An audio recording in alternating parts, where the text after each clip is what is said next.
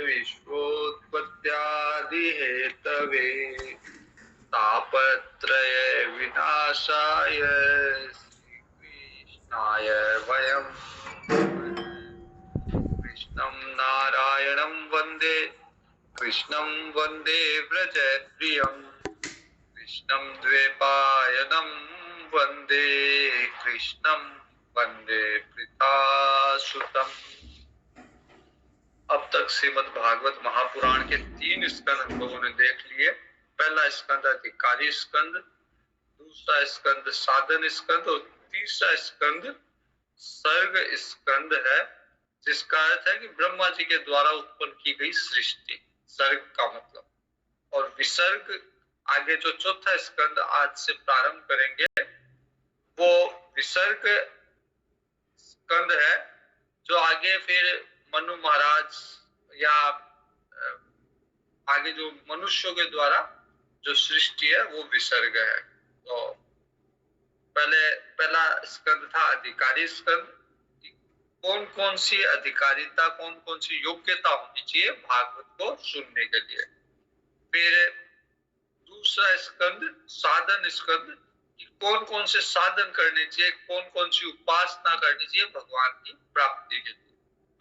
फिर वो अगर साधन नहीं हो पा रहा, वो अगर साधना उपासना नहीं हो पा रही, तो उसके लिए मन को तैयार करने के लिए फिर सृष्टि कहाँ से प्रारंभ हुई, सृष्टि का क्या आधार है, सृष्टि में कैसे भगवान बार बार अवतार लेके आते हैं, सृष्टि में कौन कौन से कालखंड में भक्त हुए भगवान के, कौन कौन से धर्मात्मा राजा हुए, उनकी क्या गति हुई, ये सारी चीजें अब 3 से लेके और क्या 90 स्कंद तक चलेगी। और फिर 10वें स्कंद में भगवान श्री कृष्ण का अवतार, उनकी लीलाएं 10वें स्कंद में।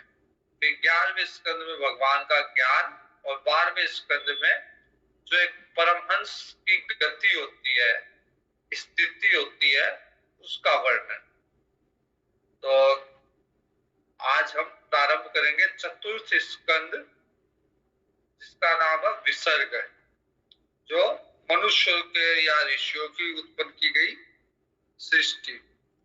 तो इसमें अब मनु महाराज, सबसे पहले मनु शत्रुपा मैथुन सृष्टि में आदि पुरुष मनु महाराज है।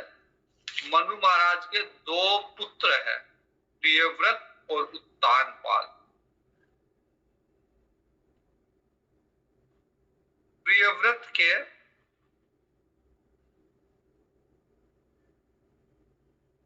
10 पुत्र है, जिसमें से 7 राजा बन गए, 3 ब्रह्मचारी रह गए और एक कन्या है।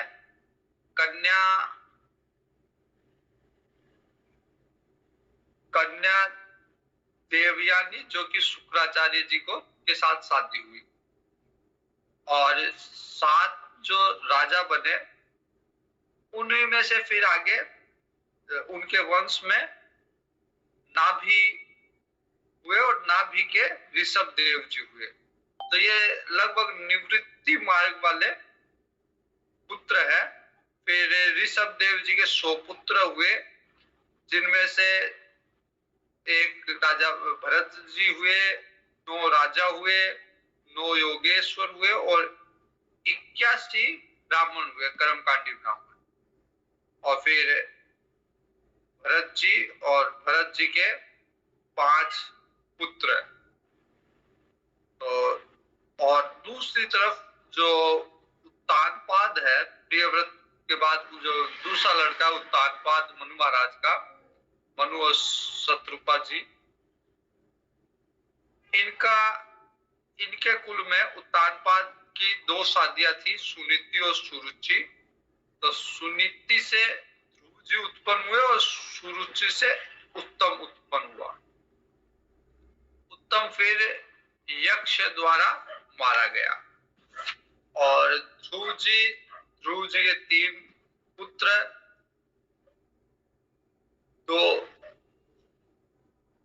दो विवाह हुए ध्रुव जी के, और उसमें से एक पत्नी से उत्कल नामक पुत्र हुआ और दूसरी पत्नी से फिर कई पुत्र हुए और उसी वंश में फिर आगे जाके राजा अंग, राजा वैन, पृथु महाराज, ये सब हुए। प्रचेता, प्राचीन बरही, ये सब उत्तानपाद के ध्रुव जी महाराज के वंश में हुए। और 3 कन्या स्वयंभू मनु महाराज के 2 पुत्र, जिसमें से प्रियव्रत की वंशावली में नाभि, ऋषभ देव, भरत, जड़ भरत जी, ये सब हुए। और उत्तानपाद की वंशावली में ध्रुव जी, अंग, वैन, पृथु, प्राचीन बरही, ये सब हुए, प्रचेता वगैरह हुए। और 3 कन्या में से एक कन्या देवहूति।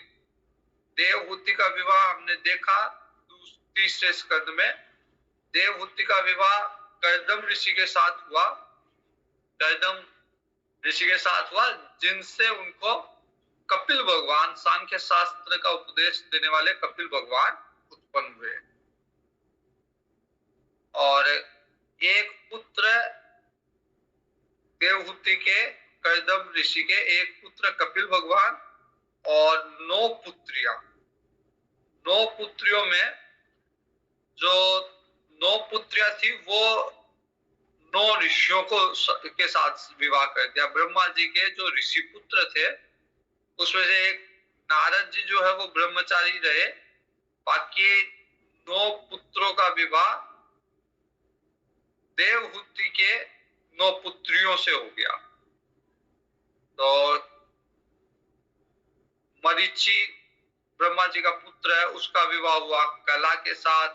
अत्रि ऋषि, उनका विवाह हुआ अनुसुईया जी के साथ। और अंगिरा ऋषि का विवाह हुआ श्रद्धा, देवहूति जी की पुत्री श्रद्धा के साथ। पुलस्त्य ऋषि का विवाह हुआ हवीरभू के साथ। पुलह का विवाह हुआ गति के साथ। क्रतु का विवाह हुआ क्रिया के साथ। भृगु जी का विवाह हुआ ख्याति के साथ। वशिष्ठ जी का विवाह हुआ अरुंधति के साथ। और अथर्वा का विवाह हुआ शांति के साथ। इनसे जो संतान प्राप्त हुई, जो मरीचि ऋषि और कला देवी से प्राप्त हुई, वो है कश्यप ऋषि और पूर्णिमा। अनुसुईया जी और अत्रि जी के यहाँ संतान हुई, उनमें है दत्तात्रेय भगवान, दुर्वासा जी और चंद्रमा। जो त्रिदेव है ब्रह्मा विष्णु महेश, उन्हीं का रूप है। विष्णु भगवान का रूप दत्तात्रेय, ब्रह्मा जी का चंद्रमा और शिव जी का दुर्वासा, उन्हीं का अंश है। फिर अंगिरा ऋषि का विवाह हुआ था श्रद्धा के साथ, तो उनके यहाँ हुए बृहस्पति जी और उच्चय। फिर पुलस्त्य ऋषि के यहाँ हवीरभू का विवाह हुआ था, उनके यहाँ अगस्त ऋषि और विश्रवा हुए। विश्रवा की एक पत्नी से कुबेर जी का जन्म हुआ और दूसरी पत्नी से रावण का जन्म हुआ पुलस्त्य ऋषि के। रावण पुलस्त्य ऋषि के वंश में ही था, विश्रवा का बेटा, मतलब पुलस्त्य ऋषि का पोता रावण। और कुबेर भी पुलस्त्य ऋषि का पोता था। दोनों कुबेर और रावण दोनों जो थे सौतेले भाई थे। और कुबेर के नाना जी जो थे वो भरद्वाज जी ऋषि थे। पुलह ऋषि का विवाह हुआ गति के साथ।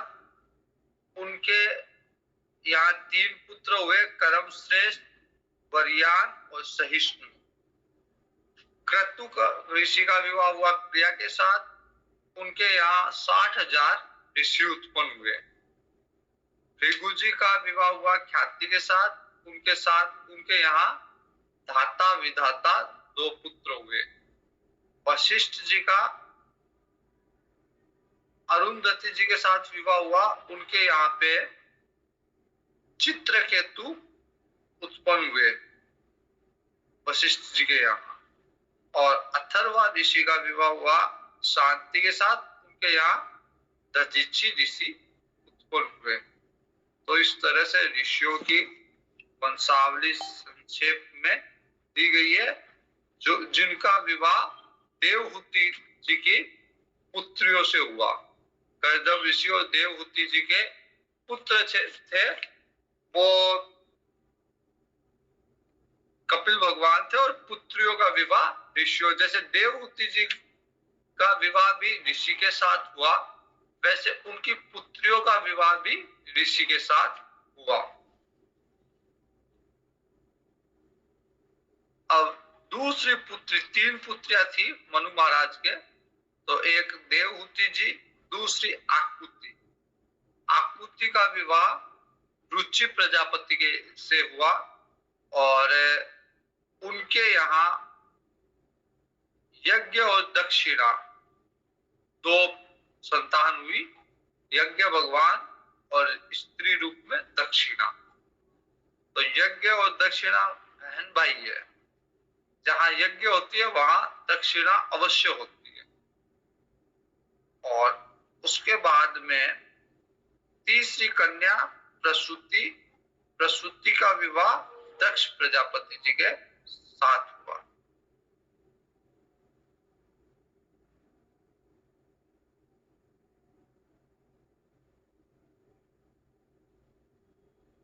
दक्ष प्रजापति के 16 कन्या हुई, जिसमें से 13 कन्या का विवाह उन्होंने कर दिया धर्म के साथ। एक कन्या का विवाह, एक कन्या स्वाहा नामक जो कन्या थी उसका विवाह अग्नि के साथ, स्वधा नाम की कन्या थी उसका विवाह पितृगण के साथ, और सती नामक कन्या थी उसका विवाह भगवान शिव के साथ।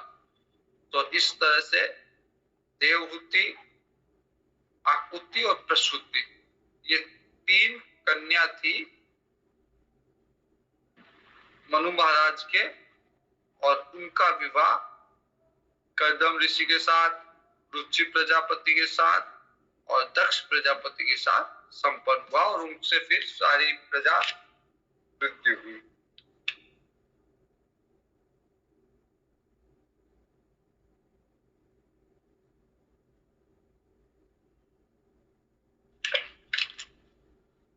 पुलस्त ऋषि के का विवाह हविर्भू के साथ हुआ, उनसे 2 पुत्र हुए, अगस्त ऋषि और विश्रवा। विश्रवा के का विवाह, विश्रवा के 2 पत्नियां थी, ईडविडा और केशिनी। तो ईडविडा से कुबेर का जन्म हुआ, और केशिनी से रावण, कुंभकर्ण और विभीषण का जन्म हुआ। अब चौथा स्कंद प्रारंभ करते हैं। ये सब जो मैंने बताया, ये वंशावली चौथे स्कंद के प्रथम अध्याय में दी हुई है। इसमें प्रियव्रत और उत्तानपाद, 3 मनु महाराज के 2 पुत्र और 3 पुत्रियां, आकुति, देवहूति और प्रसूति।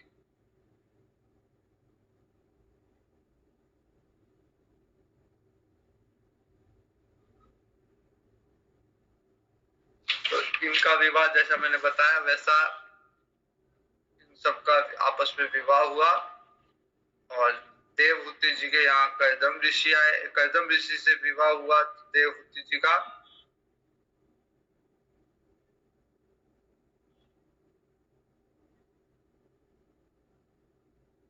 तो कन्याओं का वो भी मैंने बता दिया आपको।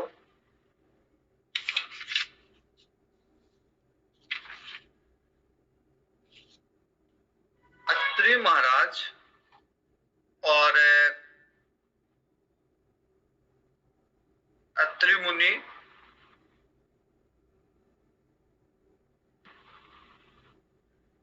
के यहाँ पे अत्रि मुनि ने खूब तपस्या की, तो उनके तपस्या के कारण ब्रह्मा, विष्णु और महेश तीनों उनके आश्रम पे आए, अत्रि मुनि की तपस्या से प्रसन्न होकर। हिमालय अत्रि ऋषि के दो जगह स्थान है, एक तो चित्रकूट में, एक हिमालय पे। तो हिमालय में एक जगह है, वहां पे दो चट्टानों के बीच में इतनी जगह है कि एक आदमी बस सो सकता है। और वहां मान्यता है कि बस इस जगह में अत्रि ऋषि रहते थे, इसी जगह में, मतलब वो उसी में बस लेटे रहते थे। और कई लोग उसको पार करके फिर दूसरी तरफ जाते हैं। तो वहां पे मान्यता है कि वहीं पे अत्रि ऋषि ने कठोर तप किया था, जिससे प्रसन्न होकर ब्रह्मा, विष्णु, महेश तीनों आए और तीनों ने प्रसन्न होकर वरदान मांगने को कहा अत्रि मुनि को। अत्रि मुनि ने कहा कि मैं आपको जानता भी नहीं, आप कौन हो? मैं तो भगवान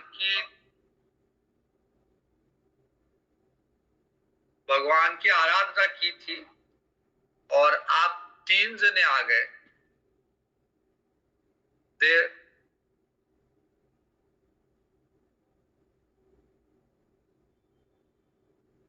अत्रि मुनि कहते कि मैंने तो केवल एक सुरेश्वर भगवान का चिंतन किया था, और वो भी संतान प्राप्ति के लिए किया था, और अब आप तीन जने आ गए। तो मेरी इच्छा है कि आप जैसा, मतलब भगवान जैसा ही मेरे संतान हो। तो तीनों देव, ब्रह्मा, विष्णु, महेश, उन्होंने कहा हम तीनों ही जगदीश्वर है और हम तीनों ही अंश रूप में आपके यहाँ पुत्र के रूप में उत्पन्न होंगे। तो ब्रह्मा जी से चंद्रमा उत्पन्न हुए, विष्णु जी के अंश से दत्तात्रेय महाराज उत्पन्न हुए, महादेव जी के अंश से दुर्वासा ऋषि प्रकट हुए।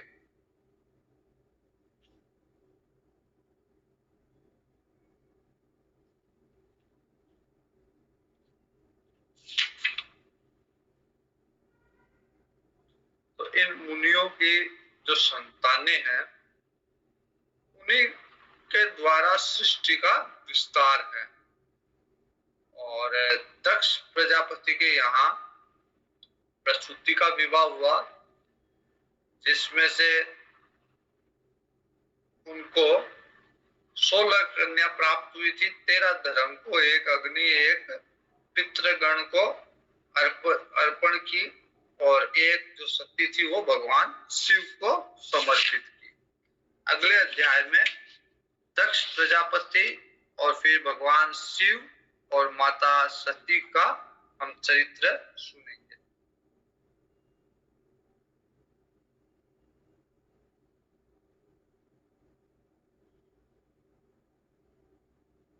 तो सारे देवता भगवान की स्तुति करते हैं कि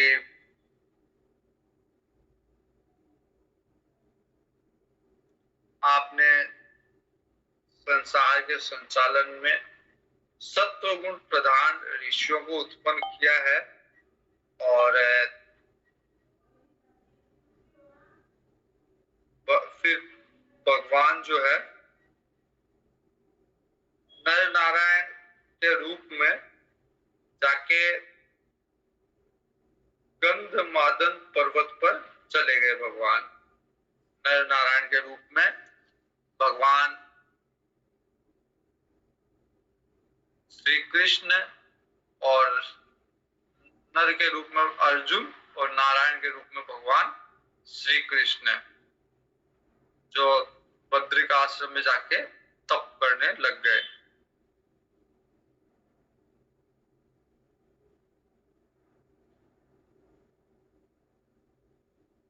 अग्निदेव के 3 पुत्र हुए, पावक, पवमान और शुचि। स्वाहा अग्निदेव की पत्नी स्वाहा, उनसे 3 पुत्र उत्पन्न हुए और इन तीनों से 45 प्रकार की अग्नि और उत्पन्न हुई।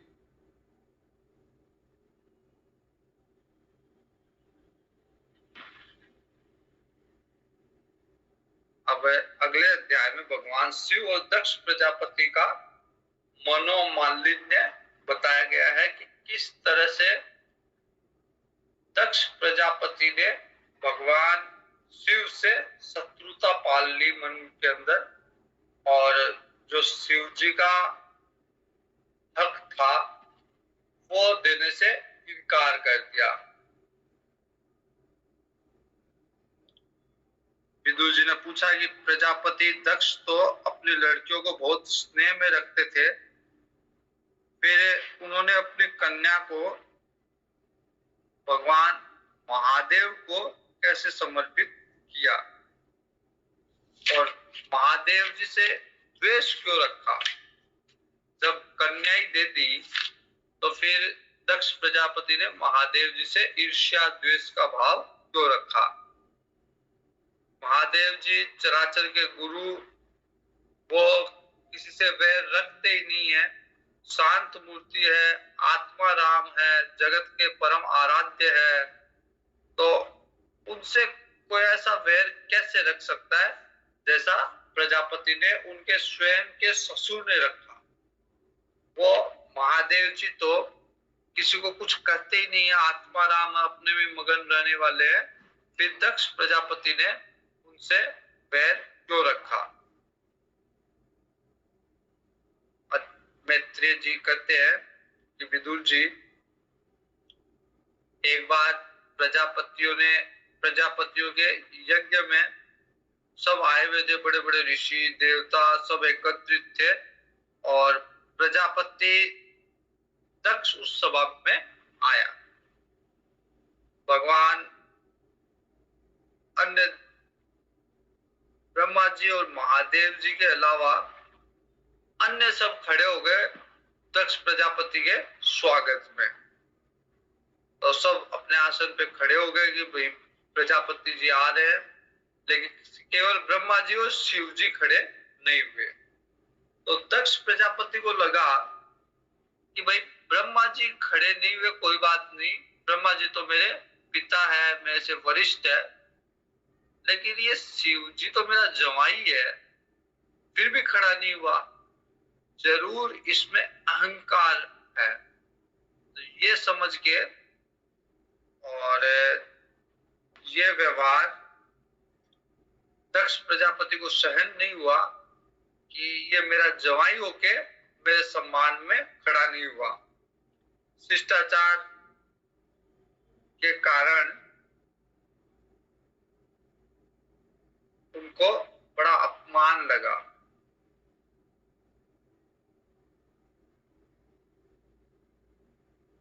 भाई ये मेरा जवाई है तो पुत्र की तरह ही है, तो इसको तो चाहिए था कि मेरा स्वागत करता, मेरे लिए खड़ा होता, प्रणाम करता, परंतु इसने तो कोई वाणी से भी मेरा सत्कार नहीं किया।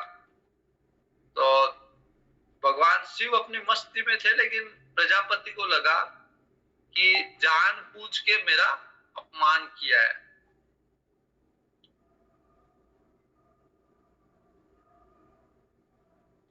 इसको मैंने अपनी कन्या दी, इससे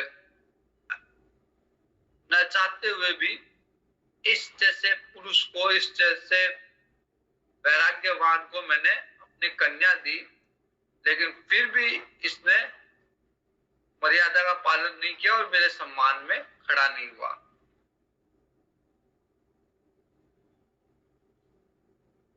तो दक्ष प्रजापति ने भगवान शिव को बहुत भला बुरा कहा, लेकिन भगवान ने कोई उत्तर नहीं दिया, कोई प्रतिकार नहीं किया।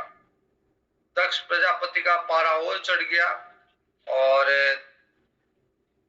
दक्ष प्रजापति कहने लग गए कि ये महादेव ही देवताओं में सबसे अधम कोटि का देवता है, इसको यज्ञ का भाग नहीं दिया जाना चाहिए, और महादेव का यज्ञ का भाग बंद कर दिया।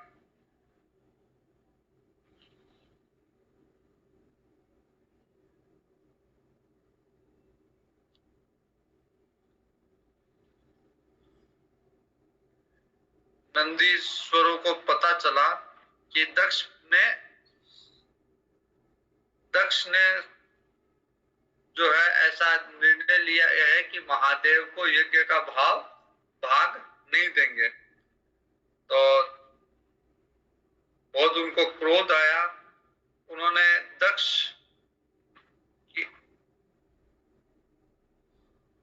जिन्होंने दक्ष के वचनों का अनुमोदन भी किया था, उनको सबको उन्होंने श्राप दे दिया।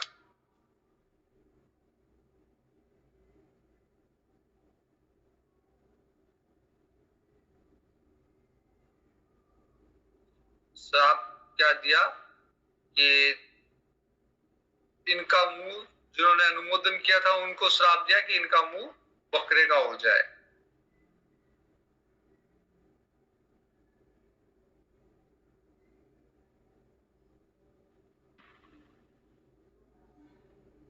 और ब्राह्मणों को श्राप दे दिया कि ब्राह्मण ने बिना विचारों को छोड़कर केवल पेट पालने के लिए, कलयुग में ब्राह्मण जो है केवल पेट पालने के लिए विद्या, तप, व्रत आदि का आश्रय लेंगे और धन, शरीर और इंद्रियों के सुख को सुख मानकर उनका गुलाम बनकर दुनिया में भीख मांग के अपना पेट भरेंगे।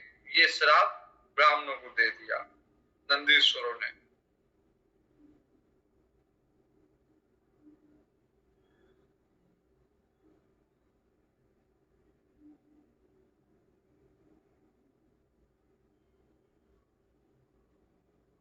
बदले में भृगु महाराज ने भी नंदियों को श्राप दे दिया कि जो शिव भक्त है और उनके अनुयायी है, वे हमेशा सत्शास्त्रों के विरुद्ध आचरण करेंगे और पाखंडी हो जाएंगे। तो शिव जी के गणों को भी ये श्राप मिल गया और ब्राह्मणों को श्राप मिल गया शिव जी के द्वारा। कि ब्राह्मणों को तो ये श्राप मिल गया कि ब्राह्मण जो है धन, शरीर और इंद्रियों के सुख को ही सुख मानकर दुनिया में भीख मांगते हुए घूमेंगे। और शिव भक्तों को श्राप मिल गया कि सत्शास्त्रों के आचरण के विरुद्ध इनका आचरण रहेगा।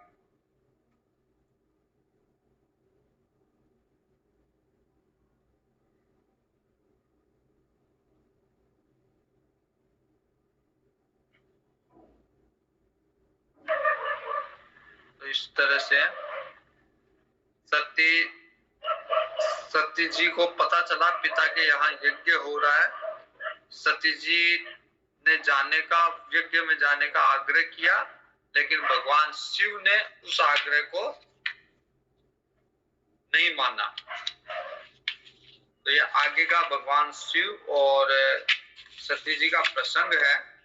कैसे सती जी अग्नि में प्रवेश करती है, कैसे वीरभद्र यज्ञ को विध्वंस करते हैं, वो सारा प्रसंग हम कल देखेंगे। ओम पूर्णमिदं पूर्णात् पूर्णमुदच्यते पूर्णस्य पूर्णमादाय पूर्णमेवावशिष्यते। ओम शांति शांति शांति। हरि ओम। श्री गुरुभ्यो नमः। हरि ओम।